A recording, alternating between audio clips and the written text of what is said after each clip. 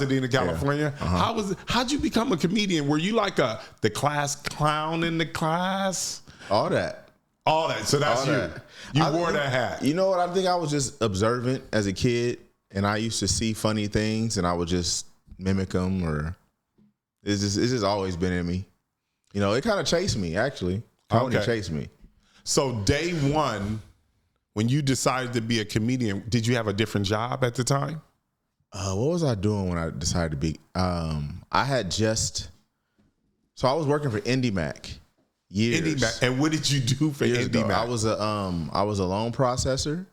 Okay. And I was I worked in the file room first, but then I was working with just processing loans out of the file room.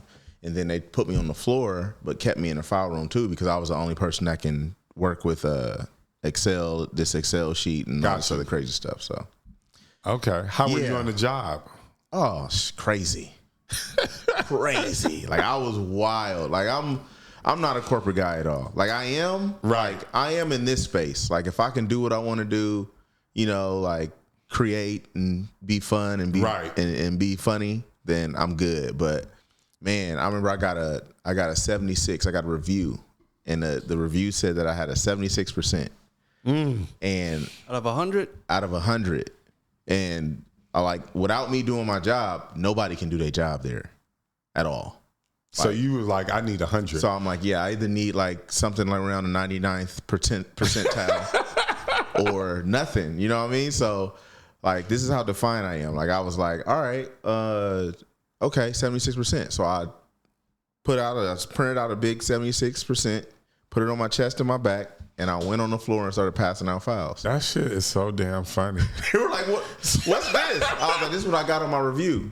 I was like, do you think I work? I'm a 76 percentile type guy. They were like, no. And I was like, exactly. They were like, come in the office.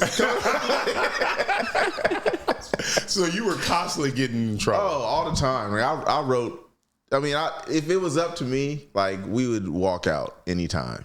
It's like, oh, they need us, bro. Like, they need us. Like, without us, they can't work.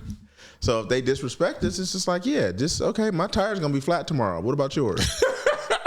So when did you decide to make the leap?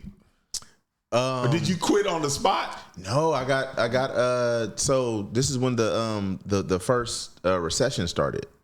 Remember, the first thing that happened was the banks imploded. Right. And you're talking about real estate then. Yeah. Okay. So IndyMac was one of the first banks that imploded. Okay. So what was that, 2008, 2007? 2008. It's somewhere around there. Yeah. Okay. And I was Obama's first run. And it was crazy because I was kind of bouncing around at that time. I didn't know what I wanted to do. I was just like, man, like, what's going on? Like, because I was playing football at first. Came back, I was like, I don't want to play football no more. It's crazy. And I was just like, what am I going to do? So I just got a temp job at this bank. They ended up hiring me, and I was just like, all right, cool. So I'm about to be working in this bank. The whole time, I'm cracking jokes. I'm writing sketches down, all that crazy stuff. But I'm still doing my work. I'm just doing my work, like, because it's like brainless. It's like, here, go ahead, do that. It's just, you know, so yeah, once I finally got out of there, it was because they did the layoffs. And they laid us off, but they gave us like, I don't know, they gave me, I didn't even work there that long. And they gave me like an 8-month severance. Okay. Oh, that's not bad. Okay, yeah. I was chilling. Like, I was big chilling. First month, nothing. Yeah. Well, no, what I did was I went with my brother, because my brother's a creative person too. And we tried to start a magazine. We tried to start the magazine. We started going out. We started meeting people. That kind of went kind of crazy. And then from there, I was like, well, damn, I got to do something. So I tried to go work at a real estate company. Okay. And I was going to be a loan officer there. And then, do you remember that time? I know, because me and my brother used to buy property. So I absolutely remember the time when the real estate went to shit. Like every day, there would be a different guideline, it's like, okay, you can have, you need bank statements. That's all you need is bank statements. We can get this in. But it has to be locked in today. See, what happened with me during that time, I used to do stated loans. So once they took stated loans away, that fucked me up because now stated loans basically, you know what stated loans are? Nope. So stated loans when you can kind of declare your income. Yep. Okay. You just say what it is, and you'll end up paying a higher interest rate for that loan, but you don't have to do all the paperwork. Right. It was the paperwork that drove me crazy, and I felt like they don't need to know where all the bodies is buried. Yeah. Yeah, and there's still ways to do that now, but it's like they're like, oh no, you can do stated loans right now. Yeah, for sure. They're back now. For sure. But it took him a minute before it got back. Yeah. Yeah, that was a great time. It was a great time. Like I should have actually been a loan officer when I was doing the processing. Okay. But no, I shouldn't have. Because I'm telling you, people don't know that real estate dudes are rock stars. Like a lot of people don't know about those real estate dudes. They party hard as hell. They do. They, if we closing a loan, we like, all right, one night to Vegas, and we're like, I didn't close a loan. Forget it, I got you. This is it's crazy. Right. So you partied with some of the real estate guys? Them dudes are crazy. So what's your craziest story, since, Okay, Vegas? I can't say no names. But we went to Vegas, all right? And there was we got some girls out the club, all right? It was one girl in particular that was, she was with the business. Okay. Yeah. She was what we call a dolphin. What's a dolphin? A flipper. God damn, my last name is Dolphin. What the fuck is going on? But no, okay. So A lady of the night. she wasn't a lady of the night, but she was with the business. How many of you guys is there? There's about 5 of us. Okay. There's about was 5 of us. One girl that was with the business? It was one girl that was like crazy with the business. And you got your girls. Uh-huh. We have our girls, but Right. then there's this one that's just like, yeah, right? So we're all in this room, right? I'm like, I'm not sure. I'm good. You know what I'm saying? Because already, right? So we had this one dude, damn, what can I say his name is? Let's say his name is Lexington. Okay. So Lexington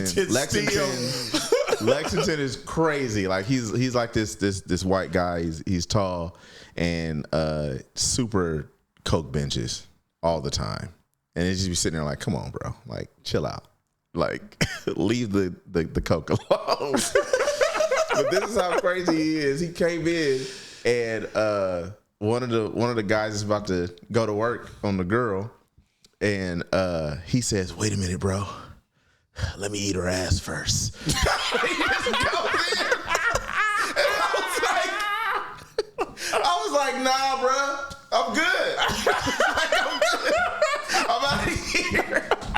I just went out, man. I walked out that room. He didn't want no part of that. I was like, I'm cool, man. Wherever this is going. So you even witnessed what happened? You just got the fuck up out of here? I left. Yeah, that was So just, in the morning, any stories about any trains or? Oh, definitely. Of course. That's the trade that happened. was it. That's what was happening. The trade happened. It's always crazy when you see a train about to happen. Yeah. That there's this one crazy guy that wants to eat her out. It's like, bro, what are you doing? Like, what's going on? What part of the process is this happening here? Somebody has to get her wet. No, throw She's some water already on ready, her. bro. Throw some water on She's her. already ready, bro. She's already ready. But that's probably like the craziest thing that kind of happened. Other than that, it's just regular stuff like, like you just go places and, Cocaine binging. No, I don't do. I've Not never done you, it. but the real estate people. Just seeing them like, Now yeah, they go hard. They go hard in the paint. It's like, it's crazy. They're like, I'm telling you, they're rock stars. It's an untapped industry as far as like the stories that could be told from those It's people. similar, if you think about it, it's similar to the Wolf of Wall Street. How they kind of showed that lifestyle. Yep. It's kind of like that. Yep. It's kind of like that. Yep. Yeah, it's pretty crazy. Entourage. That's what it is. Yeah. It's Entourage and Wolf mixed with Wolf of Wall Street. Yeah. Yeah. And Well, they people do- people are making a lot of money too. So yeah. They it's do crazy. say that real estate produces the most millionaires, Yeah, the billionaires billionaires. That's crazy. and millionaires. But yeah, so now you decided you and your brother gonna start this magazine, and you're going out every single night. So then, how did you find comedy through the magazine? It wasn't through the magazine. It was through me and my brother stopped doing the magazine. We were doing calendars. We were doing all this crazy stuff. And I was just like, I just kept saying, what happened was I started going with him to comedy shows. And I'm sitting up there, I'm watching people that like I've seen on TV, and we're just going to Crack 'em Up Thursdays at the Comedy Store. I don't even know that one. What's Crack 'em Up Thursday? It's upstairs. They do it every Thursday. This at the comedy club? It's at the Comedy Store. The Comedy Store. Okay, off of Sunset. Yeah. Okay. So I'm going there, and that's when Esau was hosting. And, you know, Esau is hilarious. So it's like, you go there, it's always a show. But we used to be in there from 10 o'clock to whenever they end. And sometimes I'd be 2 o'clock in the morning. We just in there. So sometimes comedians would tell jokes, and it just wouldn't be funny, or they would be missing something, and they would say it. They were like, damn, I need something else for that joke. And then I just started saying stuff. And you start giving them information tips? Yeah, I would just say it. Like, oh, you need to say this. But it'd be simple little things. Like somebody said a joke, and I'd be like, oh, tides. Just say tides. And he was like, tides? Nigga, that's funny. And when he said that, I was like, damn, like, oh, okay. Sorry, validated. You was like, maybe. So what me and my brother was doing at this time, I would be sitting there and I'd be like, yeah, you know what? If I get on stage, I will say this. If I get on stage, I will say this. If I get on stage, I will do this. And then he was just like, yeah. And he'd be like, nah, you got to say it like this, or you got to say it like that. And then I was just like, yeah, I'm just going to go one day. And I went, and nobody laughed. Damn. Crazy. So you went to Crack 'em Up Thursday? No, I didn't go to Crack 'em Up Thursday. I went to an open mic. Okay. It was called Marty's. And this is when Marty's was popping. It would be, you can get on stage twice, and it'd be like 30 comedians in there in one room. Just picture a room like this with like 15 comedians. And you just up there telling your jokes. Oh, so you demonstrating your material to comedians, and what, they give you notes on it? Sometimes they'll give you notes. Sometimes they laugh. Sometimes they just be like, nothing. Damn, tough room. And they gave me nothing.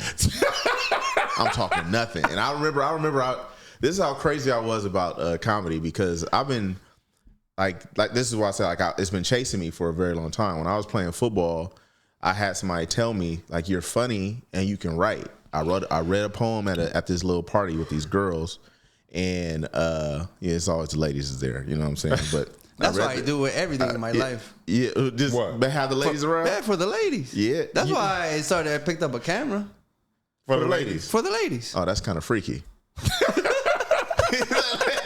The ladies gonna be here. Let me pick up this camera.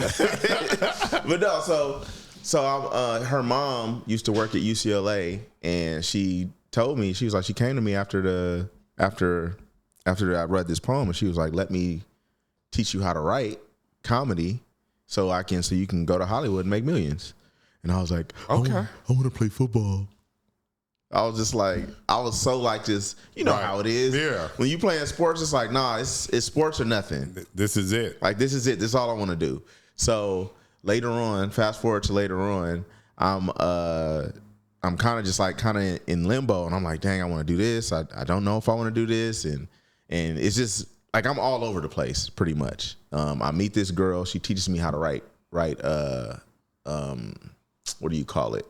She taught me how to write movies. Actually, she was a script doctor at Sony. Okay, so that's what got me into comedy. Really, is that her teaching me how to write, and her saying, like, you're funny, and it's hard to find people that can write stuff on a page and translate it to funny.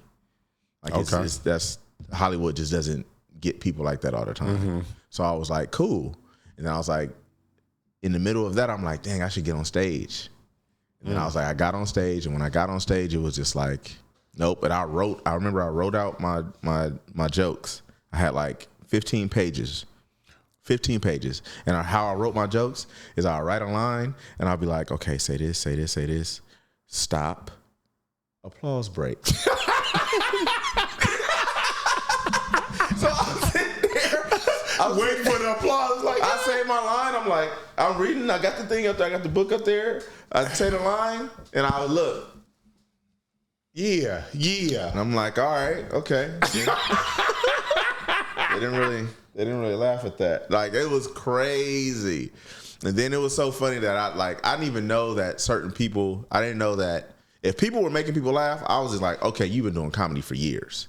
But somebody was like 2 weeks in. I didn't even know this at the time, but he was probably like 2 weeks in. And I asked him, I was like, hey, bro, like, how you make people laugh? And he was like, oh, you just got to commit to your jokes. And I was like, all right, commit. So I got up my second time. I did. Wait a minute, second time that day? That night.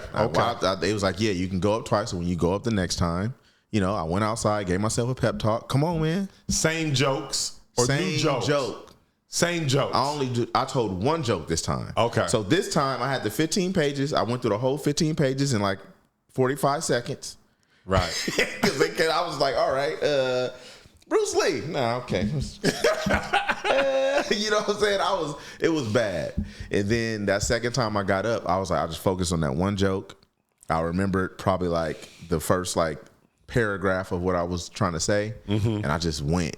I just got on stage and just went. I remember I committed to it all the way, and they were dying laughing. Like, that's crazy. I'm talking like falling, like it looked like it was like Def Jam in there. But it was just all comedians. And they was like, this nigga crazy. Like, you know what I'm saying? It was just like, oh shit. And then I just walked out. It was exhilarating. I was sitting there like, man, like I felt like I just picked up a mountain or something. Right. Yeah. So that's what kind of got me into everything. So it's crazy because sometimes people have that experience that you had the first time and they don't get back up there. So that's dope that you still had the wherewithal and was like, nah, fuck that. I really want to do this.